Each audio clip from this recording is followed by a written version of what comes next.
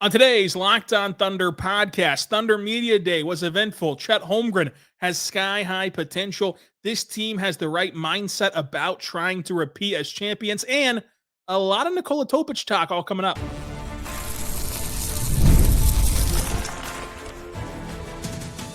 You are Locked On Thunder, your daily Oklahoma City Thunder podcast. Part of the Locked On Podcast Network, your team every day.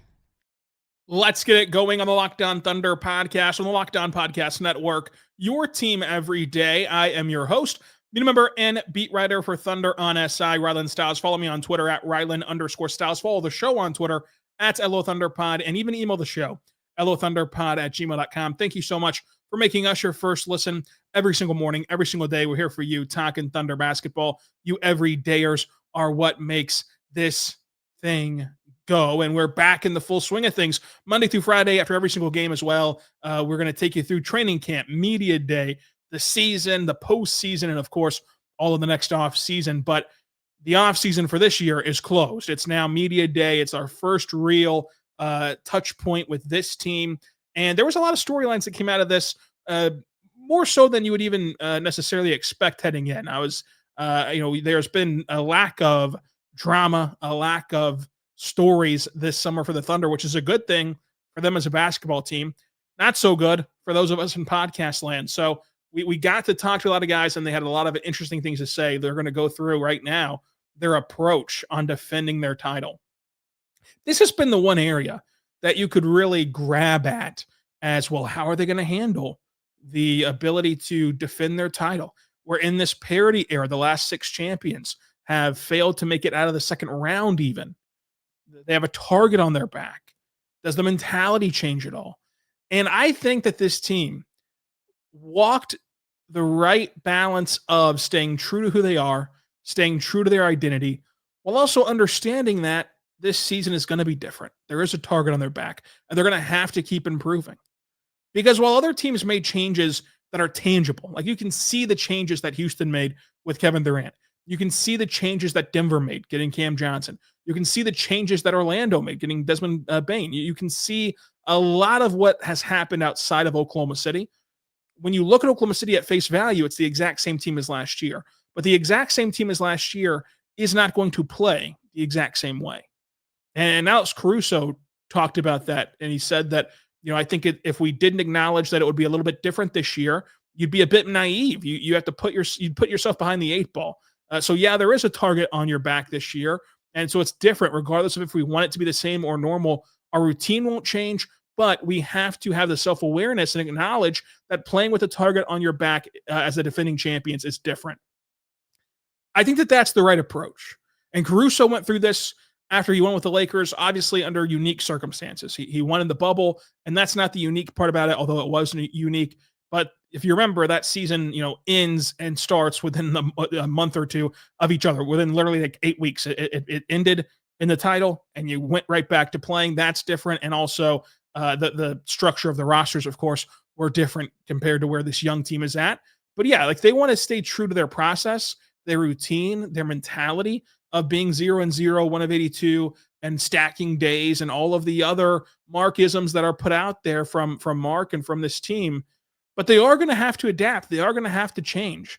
And I think back to put this into context that you can actually, remember last season against Boston. Boston didn't run away with the East. In fact, they didn't get the first seed in the East. Boston wasn't some regular season juggernaut last year, although a really good regular season team. But they were still expected to go in the championship. And with that, the Thunder played 2 of their most heightened games in terms of intensity, in terms of physicality, in terms of you can tell on the floor it means something to these guys. They played 2 of their best games in that regard against Boston. And this is a team that tries to be as 1 of 82 as possible in the NBA. This is a team that tries to not let you see a difference in a game against a bad team and a great team. And even this team allowed it to creep out a little bit of just, you could tell it on the floor of what it meant to them, even going into Boston, down some guys to still get that win on national TV. So it's like, that's what you're up against for 82 nights this season. You're the litmus test. You're the measuring stick. Teams have been in that lab working, trying to find ways to put cracks into the armor of this dominant team. And so it will be different, and they have to acknowledge that. SGA said that it would suck to lose the 2026 NBA championship. So that's the goal now. Like it was kind of a more blunt way of putting what Sam Presti talked about turning the page of, guess what? Winning the 25 championship was awesome. Winning that title was incredible, but it would suck to lose this championship, and that's now the main focus. J-Dub said that a lot of people talk about title defense, but we want to be offensive too. And I think that having such a young team to understand that of it isn't defending a title, as Sam Presti put it, it's not being guardians of the past, it's building toward the future. You got to go take it again. Nobody's going to get out of your way. Nobody's going to give you a hand up the ladder. You're going to have to go take another championship. And J-Dub continued talking about, and he said, it's going to sound dramatic, but you're chasing greatness. Like, that's what he said. You're chasing to achieve stuff that hasn't been done in our organization. That's everybody's motivation. And I think that's why we're such a special group, is that you are chasing greatness. And this organization's never gone back to back. Heck, they never won one championship. And everybody in the NBA right now on media day believes that they can win the championship. Some teams have better cases than others. But there's a lot of contending teams that think they can dethrone the Thunder. The Thunder have to attack that opposition. They have to attack this mission if they want to get back there. They can't be passive this year. They can't just wait around and try to turn it on in the playoffs. They've got to kind of remain process-oriented, remain 0-0, remain 1 of 82, and remain improving, remain getting better as the season goes on. So I thought that was great from J-Dub, and it does give you a look into the core three, Shai, J-Dub, and Chet individually. They've all at times spoken about wanting to be an all-time great, wanting to be one of the best ever. A championship doesn't solidify that. A big contract doesn't solidify that. A all-star appearance doesn't solidify that. Like, they're still chasing a lot individually. They're still chasing a lot at a team level. And I think that sometimes it can be easily dismissed as like, oh, well, they just ran it back, as like it's a kind of a nothing burger. The reason the Thunder ran it back and the reason why they retain this roster is rooted in the developmental path for this roster. It's rooted in them looking completely different than they did a year ago, with the same core values and the same principles, but a different version of them. Chet Holmgren taking the next step. And on down the roster, Nikola Topic offering something different to this rotation. Cason Wallace taking a step forward. AJ Mitchell playing a fully healthy season. So yeah, the names have stayed the same. They don't need to go print up a bunch of new jerseys, but it's going to be different. Both the challenges and the production has to be different this year if the Thunder want to defend their title and win another one and go back to back and buck this trend of parity that we've seen in the NBA for really the first time ever, where the past 6 champions have failed to even make it out of the second round.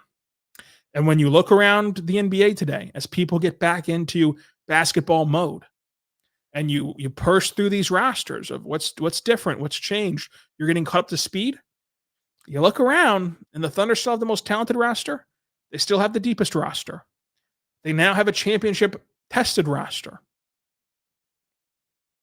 And the list of teams who it would be quote-unquote acceptable to lose to in the postseason is very short. You can make the case it's just Denver. With everything we know right now, a course-barring injury. So there is like a lot of reason to believe that this team will once again play deep into June. And they were asked about that, of course, the shortened offseason. Predictably, everybody pushed that to the side of just, hey, Shai said he actually prefers the shorter offseason, that it allowed him to be more precise with his time and his time management skills. And he likes the shortened offseason. Clearly, you love shortened off seasons when you're winning championships, because that's a great thing. You can only get this reward. Like, the short offseason is a reward to be able to win a championship and then turn around and play again here in a couple weeks. So I think that for right now, mission accomplished. And this is just day one. This is step one. This is mile marker one on a marathon of an NBA season. and a marathon of this title defense case, but they checked the right box today. And throughout this show, we're going to talk about how they stayed true to the Thunder isms, to how they speak, to how they answer questions, to the normalities of Oklahoma City. And that's not meant as a shot to them. That's meant as actually an appreciation, because you would not want to come in today talking about media day saying these guys were way different. They won a championship and now they're way different with how they handle themselves. They were the exact same guys. They were the exact same team. They're the exact same answers. They were the exact predictable responses. If you listened to our podcast yesterday, Michael and I talked about Mark, and I predicted that he would just cast off his summer as like, oh yeah, spent time with the kids. Guess what Mark's answer was about his summer? He watched his kids grow. He watched his kids get older. Haven't we all? Every minute of every day we get older. Puts things into perspective. Coming up, let's talk about Chet Holmgren and why it is so safe to bank on a step forward from the 7-footer.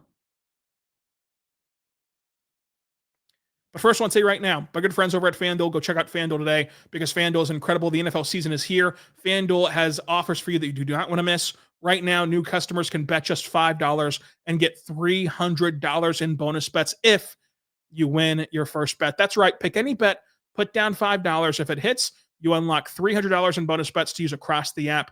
Make sure you go check them out today, because they have great offerings to make these games more interesting, especially in the NFL, where perhaps on a primetime night like Thursday, you don't have a rooting interest, but you still want to watch, still want to be invested. This is a great way to do it. If you're only into the NBA, don't worry. They already have NBA lines out there. The Thunder are 8.5-point favorites opening night at home against Houston. You can go check it out today at FanDuel.com.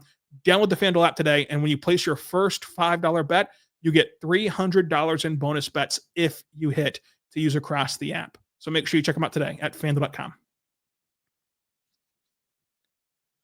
We're back on the Locked On Thunder podcast, on the Locked On Podcast Network, your teams every day, talking about Thunder Media Day and what transpired out in the Paycom Center today.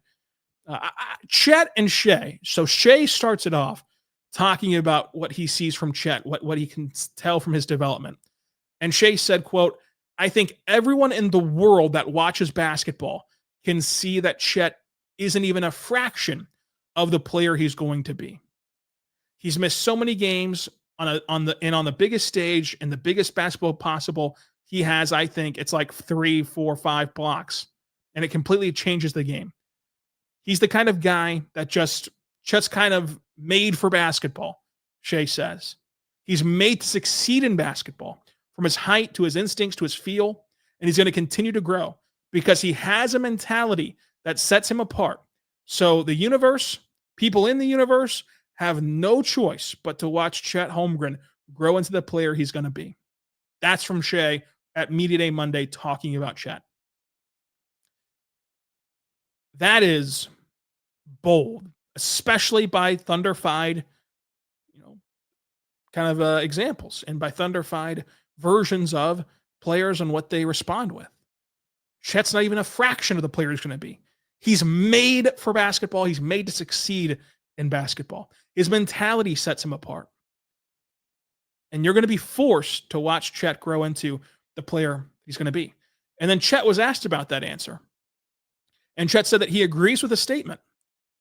And that's a big part of why I work really hard, and it's because I know that there's more to tap into. But there's no checklist for reaching that.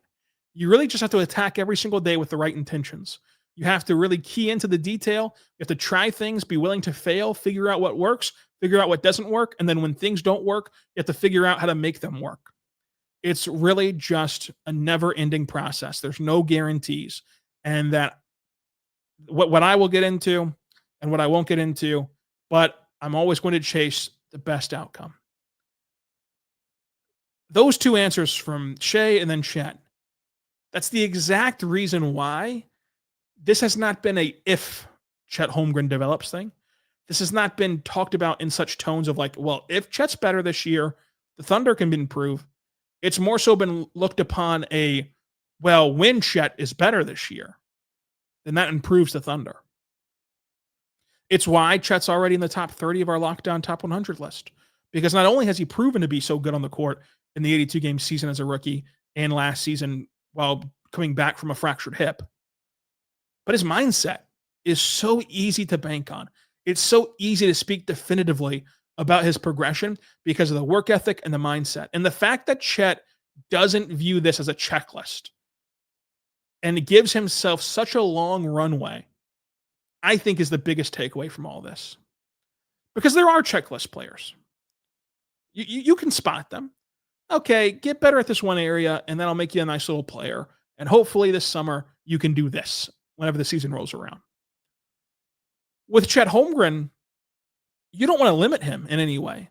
You don't want him to go down an itemized list of like, I got to get better at this, got to get better at that. You want him to explore every possible avenue because he can be so good at so many different things. He's already an elite defender. I think he's a top 3 defender in the world. He's a top 3 defender offensively. He could be an elite 3-point shooter for his position.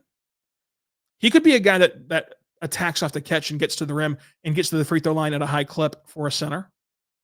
He could be a guy that knocks down mid-range shots. He could be a guy that operates in the post. He can be a better playmaker than he's shown. He can do so many things that you don't want to just go down a list and check some boxes. You want to work to be great. You want to work to be the ceiling of a player that Shai thinks Chet can be. A guy made for basketball. A guy that the universe has to watch. Guess what, folks? The universe does not have to watch certain role players. There are certain players that jump off the page and you have to watch them, and that's Chet Holmgren.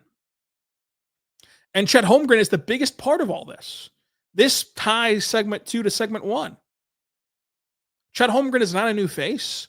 He's not a new name. He's not a new jersey. He's not going to break any news this summer besides his extension. But by the end of the year, the production from Chet Holmgren will equate that of a new player. Will equate that of an offseason addition. That's what the Thunder are banking on. That's what this team is banking on. That's why you're so comfortable just running it back. It's not that they weren't looking for avenues to improve. It's not that they're not going to reinvent themselves. It's not that they're not going to try to change from what they were a year ago, or they're trying to duplicate what they were a year ago.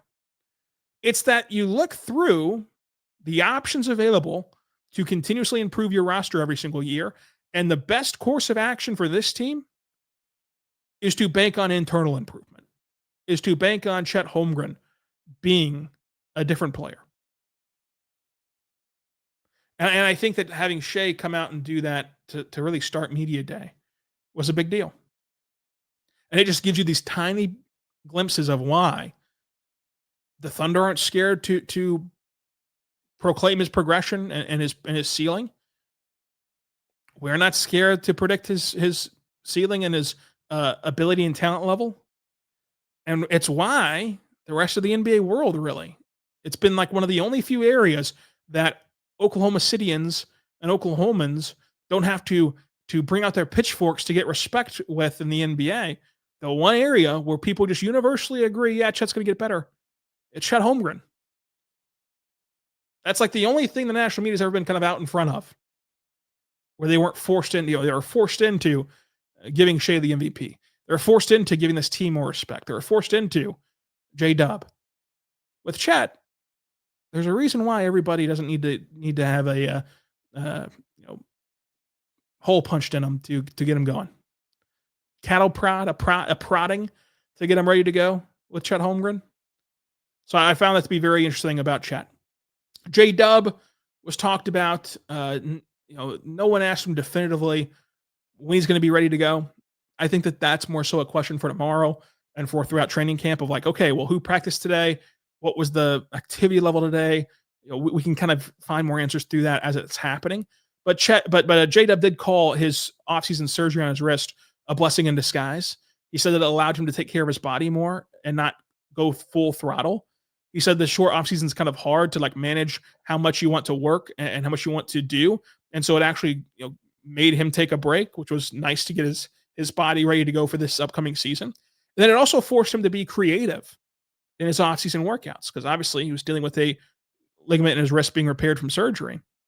So that being creative as it pertains to his summertime workouts, it's interesting, but don't go too far with it. Like, obviously don't expect him to take left-handed jumper, so I don't expect him to be some now left-handed predominant player.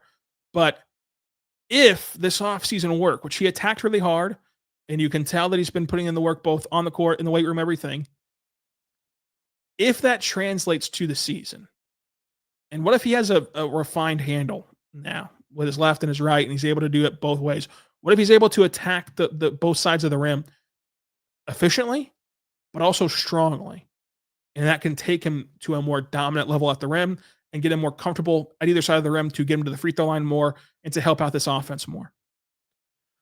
Who knows? I mean, again, creatively working on your offhand, so to say. Does he get more comfortable as a playmaker, being able to be dribbling down the court, take it left-handed, and just toss the ball to the open man? You just don't know what this is going to look like for him.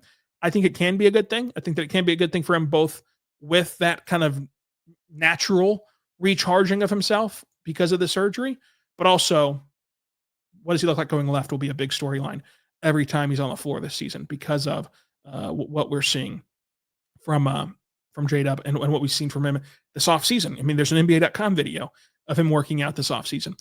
Coming up, got a lot to say about Nikola Topic. AJ Mitchell did, Alex Caruso did. We'll talk about Topic and what the expectation level should be for him moving forward. But first, I want to say right now, my good friends over at Monarch Money, go check out Monarch Money today because Monarch Money is incredible, folks. Most people can't even name all of their financial accounts or even what they're worth, whether it's 401ks, properties, investments. When you don't have the full picture, you end up leaving money on the table. That's why there's Monarch Money. It's an all-in-one personal finance app that brings your entire financial life together in one clean, easy-to-use interface on your laptop or your phone. Monarch Money is built for people with busy lives. You can put off organizing your finances because Monarch Money can do it for you. Monarch Money does the heavy lifting for you. You can link all your accounts in minutes and see clear-cut data visuals to get smart categorizations of your spending and finally feel in complete control of your money without ever touching a spreadsheet. And I love the categorizations. I love knowing what I'm spending exactly on subscription services, especially because I get roped into plenty of subscription services and I need to know, am I really using this enough to justify this price point? Can I cut this out, save some money here? Make sure you check it out today at Monarch Money. So do not let financial opportunities slip through the cracks. Use code LOCKEDONNBA at monarchmoney.com on your browser for half off your first year. That's half off your first year at monarchmoney.com, code LOCKEDONNBA. We're back on the Locked On Thunder podcast on the Locked On Podcast Network, your teams every day here talking about Thunder Media Day. And among that was Nikola Topic. He obviously went to the podium himself, but he was also asked about in a couple different media sessions, one with AJ Mitchell, one with Alex Caruso. AJ Mitchell said, quote, yeah, he's a great playmaker, high IQ guard. He can run a team and really excited for him. I know it's been tough, a tough year with the injury. But he handled it great and he got back healthy, and playing with him in Summer League was really fun. I think we connected really well, and seeing how we're able to play on the court at the same time with me off the ball, with him being off the ball, and then just kind of playing off of that. It was a great learning experience for both of us, and it was a lot of fun. That's what AJ said about Nikola Topic. A thing that stuck out about that was him praising Topic's ability to lead a team. And lead a team, of course, in the context of being an initiator, being a playmaker, being a point guard. And when you know how the sausage is made in the Summer League, where it's like a week-long training camp. Again, this is not a shot at anything, just it is a thrown together roster by nature of like, it's only a week-long training camp. You're only playing 5, 6, 7 games together. And it's just hard in that span and really difficult in that span for a player to take charge of a team on the court. Because being the point guard, being a guy who facilitates and initiates, that takes a lot of chemistry. That takes a lot of, again, command of a roster. For him to leave that impression with AJ Mitchell, who's played in the NBA, who's played in the NBA Finals, who's played around great players, for him to leave that impression with AJ Mitchell, I thought was very, very telling of perhaps Topic's track developmentally, of like, what if he's just one of these guys that does catch on to this stuff really fast and that can be additive really fast. AJ, of course, mentioning that he adds something different to this team, that he's very comfortable playing off of Topic, and that they complement each other well. is very noteworthy as well. And then Alex Caruso was asked about Topic. And Caruso said that he thinks the great thing about Tope is kind of the injury was a blessing in disguise, because when you get hurt at such a young age like that, you're able to learn the discipline of being a professional through that trial. And so just being able to come back from that injury of that nature, it takes a lot of discipline and a lot of focus. And obviously, Topic is back from that injury. And I think that this is a great point by Caruso, and one that can't be undersold whenever we're discussing Topic of, yes, there's going to be growing pains and growing periods. And he's a rookie. He's playing his first time in the NBA. He's also hardly played basketball over the last year in an organized way at a all go pace, right? It's almost impossible to duplicate the pace, the speed, the physicality of the NBA in any training camp, any practice, any workout, any rehab. So like it'll take time for him to click at where he's at. But I do think that part of the rookie wall stuff, part of why you see rookies in the middle of the season take a step back, is partly because of them just not grasping how long the season is. This is the longest season you're ever going to play. You don't play this long in high school, college, AAU, whatever. Like, this is a long year. It takes a lot out of you. And so him seeing what it's like to just simply endure the travel, to just simply endure the shoot-arounds and the practices and the games, I think that is going to help him manage the season very well for Nikola Topic. So those were two thoughts that stood out to me about Topic. There was a newsier thing that happened before media day. Kenrich Williams, who was not at media day, he was preparing for a procedure. He's going to have a scope in his left knee. No timeline on Kenrich of when he's going to be back, when he's going to be ready to go. But this is not a reason for skepticism or for worry to me. He's missed time in each of the last 3 training camps now. He's going to be fine. Like, he's a guy that can just plug and play and impact a team, impact the roster. He's a vocal leader that obviously won't be taken away by the knee scope. So not a big deal to me in the sense of Kenrich getting this knee scope. Whenever he's back, he'll be back. Also, we can be honest. Like, let's say it's October 21st.